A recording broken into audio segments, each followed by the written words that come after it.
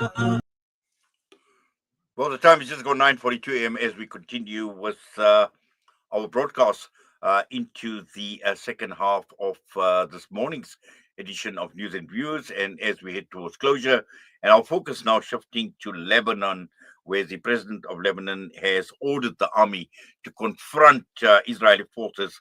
And once again, we see these daily violations by the state that has gone rogue, and this pariah state in Lebanon, and as a result, a municipal worker was now killed. And we know that the Lebanese forces obviously has tried to basically stay out of what has been taking place. But we've also seen Hezbollah welcoming the president's announcement. And to unpack all of this, we joined by Lebanese news producer Ibrahim Zayat. Ibrahim, assalamu alaikum wa rahmatullahi wa barakatuh, and welcome. Walaikum salam Anayat, and good morning for all the listeners in South Africa and around the world. Well, this latest announcement by the president of Lebanon tells us one thing. He's running out of patience because these daily violations by this pariah state of Israel is not stopping. Exactly. We've seen, this increase in the number of attacks over the last few days and the past weeks, and it's been increasing since the ceasefire deal, which was supposed to be a ceasefire, but it continued to be an attacks and violations from one side, which is the Israeli side, while the Lebanese side is fully committed, whether it's the government or Hezbollah. It's fully committed to the ceasefire deal since November 27, 2024. This led even for the U.S.-backed government here in Lebanon to say stop, it's enough. Even our communication with the U.S. is not giving any result. So it's time to have some kind of sovereignty, which we have been missing for years and years against the Israelis, the Israeli army, and say at some point this needs to stop.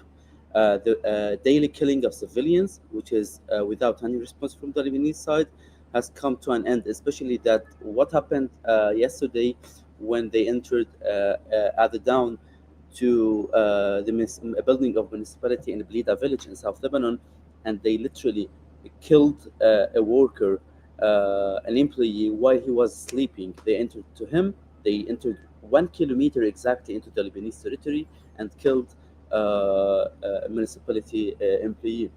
This is coming to a crazy a point where every day we see violations. We see cars being bombed by the Israeli army, where men and women being killed just because Israel has the same lie every time using, which is we killed Hezbollah personnel, which is at some point they are killing civilians and their families. Well, Ibrahim, we've seen it over and over again, and I think the world is actually getting tired of the lies that Israel and the justification that they are providing in terms Exactly. of these violations. And we've known it for a very, very long time. Obviously, they've never respected the truce that they and the agreement with Lebanon, and they continued. We've seen it in the past, where the first agreement was reached with Hamas in terms of the exchange as well. They broke that agreement. We see the latest agreement with Hamas as well, once again. So they have absolutely no respect. It is an entity that has gone rogue and with absolutely no respect for whether it's agreements, international law, you name it. This is a country that has become, or this is a government that has become lawless and a law unto itself. 100%. As you mentioned, Gaza is really a real example. Uh, it is a truce that was sponsored by the U.S. president with all his power, and at some point it wasn't even respected by the Israeli side. So at some point we are seeing their brutality. We are seeing their their non-commitment to any kind of deals, and not respecting even their allies. A few days ago, we've seen 100 people being killed at one day in Gaza, but for even the days before and days after, there is Palestinians being killed every day by snipers, by shelling. It's not stopping actually. Even if media is not shedding light when there's one or two or five killed at one day. We've seen a reaction at 100 people killing per day, but there's daily kill of Palestinians, of Lebanese, of Syrians, everywhere where Israel is not stopped by power, for sure. Yes, and also I think this whole victim mentality on Israel, and crying foul all the time, crying like babies as if they are the victims. We've seen it even now with the United Nations, their representative in the United Nations in response to the UN Special Rapporteur, Francesca Albanese. Albanese, when she presented her report, and he accused her of witchcraft and putting a spell. Now, this is the type of defense that Israel is actually putting up, where it is open and it is blatant that they are in complete violation. But just coming back to the president's orders to confront Israeli forces, how serious is this, and how serious is the president?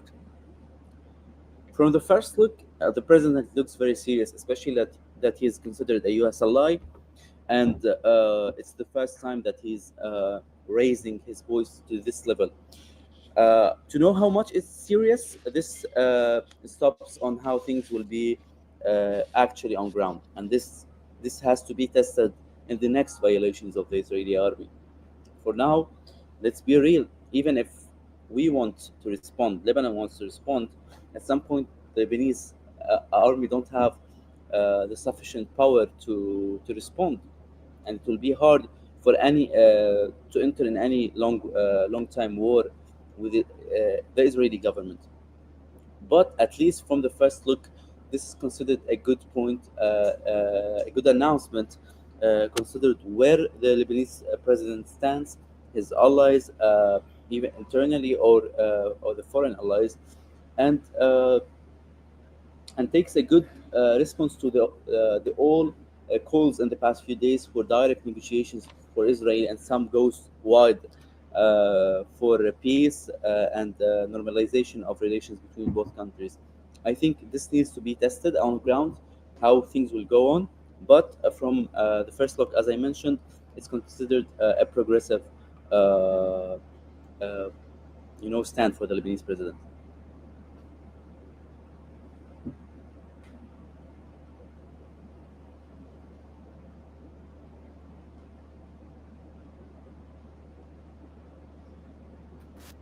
What we've seen, sorry about that. I think we've got the other. But what we see at every juncture, in every step that Israel takes, it is being exposed, and the world is not blind to this. And now we are seeing an innocent municipal worker that was actually killed as well. So I think at the end of the day, with the expose, the key issue here now is, on the one hand, you've got a United States installed government, or a in Lebanon. Uh, it will be interesting to see with the response of the president and the order to confront Israel as to what the American position would be. And I'm sure you, as much as I, am actually quite interested to see where America would actually stand on this matter. And I lost your question at some point, but I can hear you. I think I can hear you now. Yes.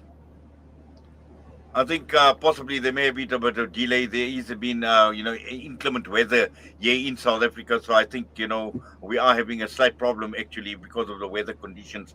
But what I was saying is, it's interesting to see where the United States would stand and how they would respond to this order that has been given. Because on the one hand, it is the government in Lebanon has got the blessings of the United States, yet, and on the other hand, you've got a country that has been so complicit, most complicit in this Exactly. genocide and supporting Israel. I think whatever will be the Lebanese government position, Israel, United States position, and its administration is very clear.